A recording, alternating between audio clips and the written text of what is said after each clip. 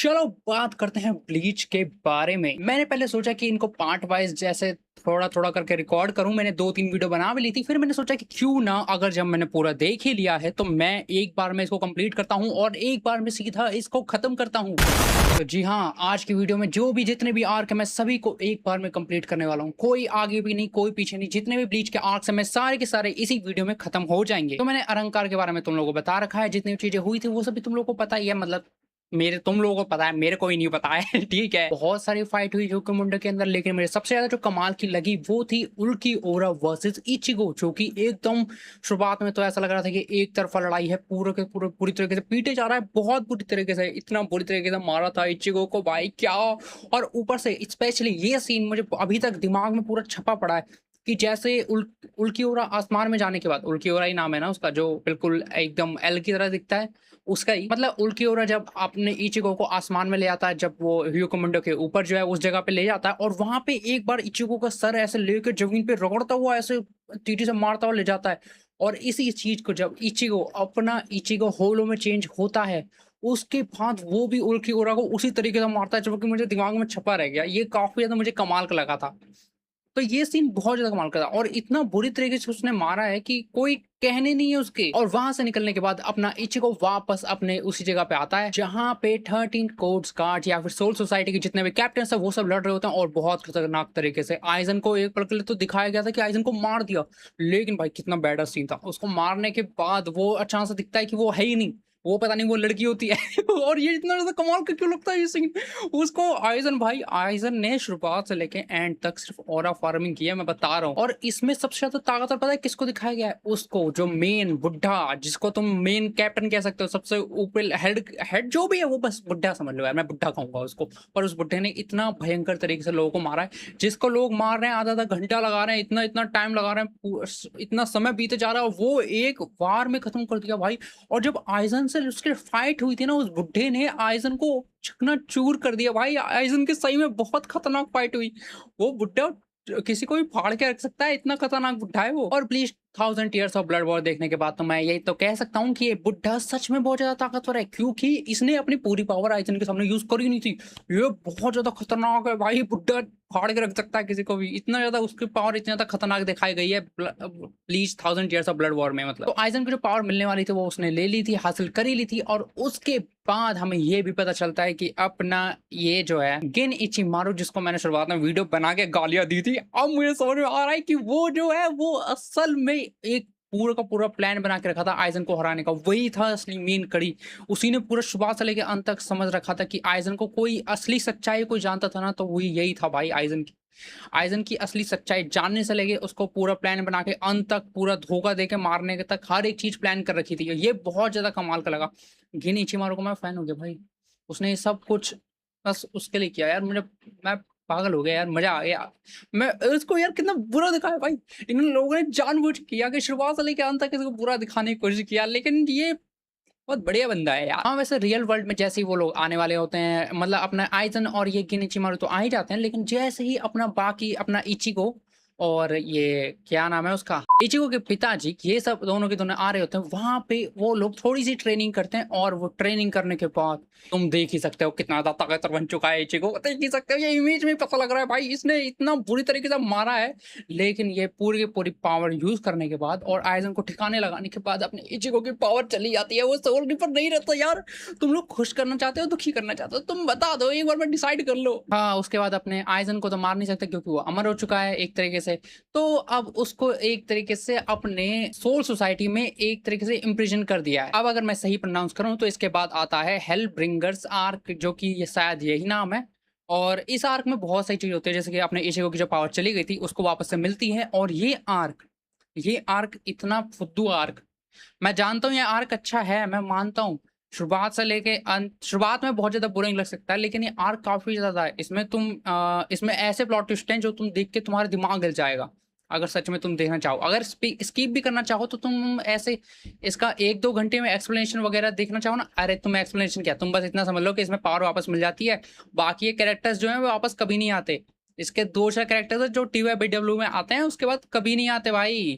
कोई भी नहीं है इसका, तो इसकी कहानी इतनी ज़रूरी नहीं है। बस ये समझ लो कि इचिगो के पास हेल्ब्रिंगर्स की पावर भी है, वो भी हेल्ब्रिंग बन चुका है। इतनी बात तुमने याद रख ली, ये आर्क पूरा तुमने खत्म कर दिया, ये मैं समझ चुका हूँ। ये अगर मैं किसी का एक्सप्लेनेशन या कुछ और कर लेता ना तो मेरे को ज़्यादा टाइम बच जाता, पर ठीक है यार, बढ़िया था, मुझे फिर भी बढ़िया लगा क्योंकि शुरुआत में से लेके अंत तक जैसे-जैसे उसने वो किया, थोड़ा-सा इसमें उसका इमोशनल इम्पैक्ट दिखाया कि पावर जाने के बाद कैसा इचिगो फ़ील कर रहा है वगैरह-वगैरह, और उसके आस-पास के लोग उसके साथ अब कैसा बर्ताव कर रहे हैं, और टाइम स्किप भी हुआ है तो एनिमेशन में इम्प्रूवमेंट देखने को मिली बहुत ज़्यादा अचानक से।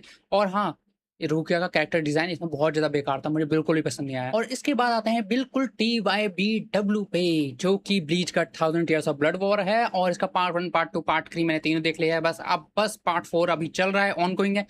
उसको देखना है। उसको देखना क्या है? अब मैं वही देखूँगा, वही तो आ रहा है, तो उसी को एपिसोड वाइज़ देखना है, वही करना है। और ये इसमें मुझे एक और ये TYBW में इतने बड़े राज खुले हैं कि मेरा दिमाग हिल चुका है। अपना थोड़े से इचिगो के डैड एंड मॉम की थोड़ी-सी पास्ट स्टोरी दिखाई गई है, कि मतलब पास्ट में उनको मिलन कैसे हुआ, और मुझे ये पता चला है कि आखिरकार जो उरयू इशिडा के जो डैड थे, और एक तरीके से जो इचिगो की मॉम थी, वो एक तरीके से तुम रिलेटिव कह सकते हो या कह सकते हो वो उनके घर में रहती तो उनके साथ ही रहती थी, ऐसा कुछ कह सकते हो।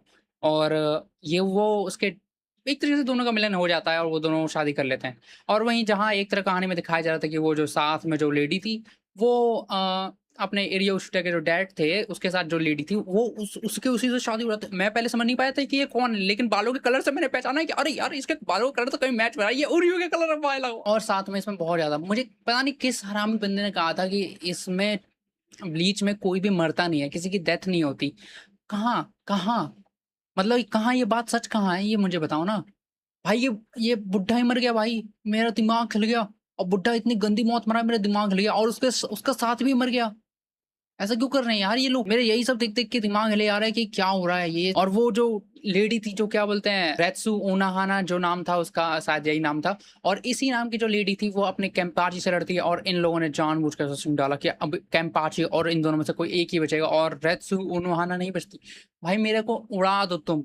क्यों एक ही आर्क में तुम सारी डेथ लाना चाहते हो? क्या करना चाहते हो भाई? और ये जो इचिको की स्वॉर्ड के अंदर ये जो याच था, मतलब जिसको हम समझ रहे थे कि ये अपना ज़ेंगेत्सु है, वो ज़ेंगेत्सु नहीं, वो याच था। असल में अपना इचिगो भी वो है, क्विन्सी है, क्योंकि इचिगो की जो मॉम है वो भी क्विन्सी है ना। देखा?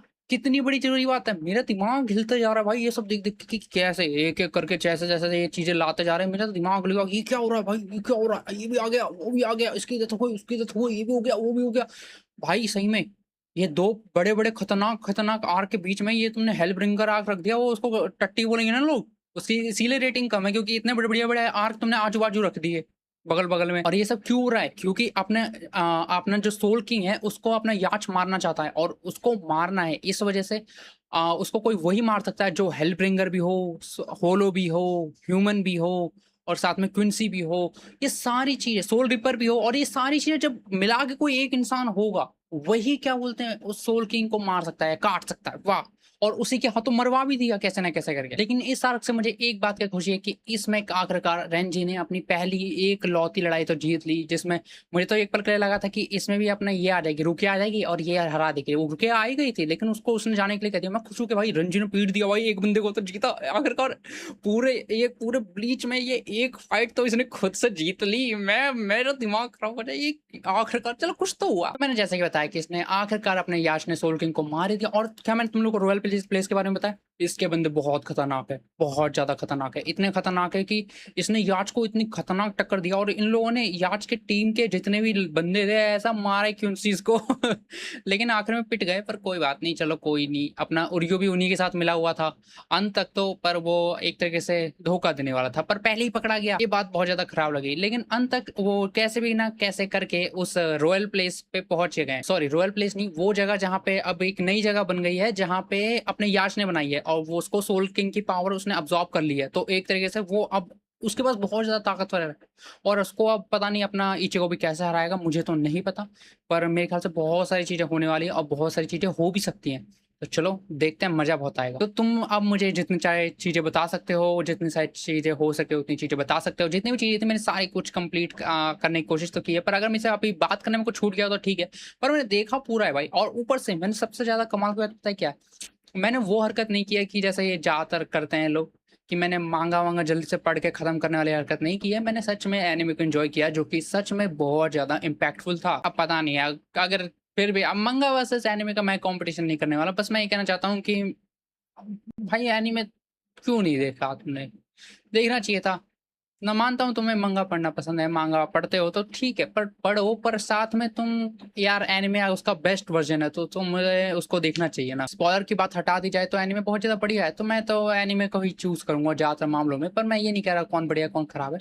बस मैं कहूँगा जिस भी फ़िक्शन की तुम बात करो उसका बेस्ट वर्जन देखने की तुम ट्राई करो। तुम एक तरीके से अगर तुम देख भी रहे हो तो एक व्यूअर की नज़रों से देखने की कोशिश करो कि तुम्हें मज़ा आए उस चीज़ को। तुम एन्जॉय नहीं कर पाओगे तो कैसे काम चलेगा? तो अगर तुम किसी भी फ़िक्शन को या किसी भी चीज़ को देख रहे हो या कुछ भी कर रहे हो, तो उसमें तुम उसका बेस्ट फ़ॉर्म हो सके, जितना बेस्ट फ़ॉर्म हो सके उतना बेस्ट फ़ॉर्म लेने की कोशिश करो। जैसे कि अगर उसकी मूवी बढ़िया है तो मूवी पढ़ो, मांगा बढ़िया है तो मांगा पढ़ो, अगर उसकी नॉवल बढ़िया है तो नॉवल पढ़ो। ऐसे इसी तरीके से कह रहा हूँ मैं।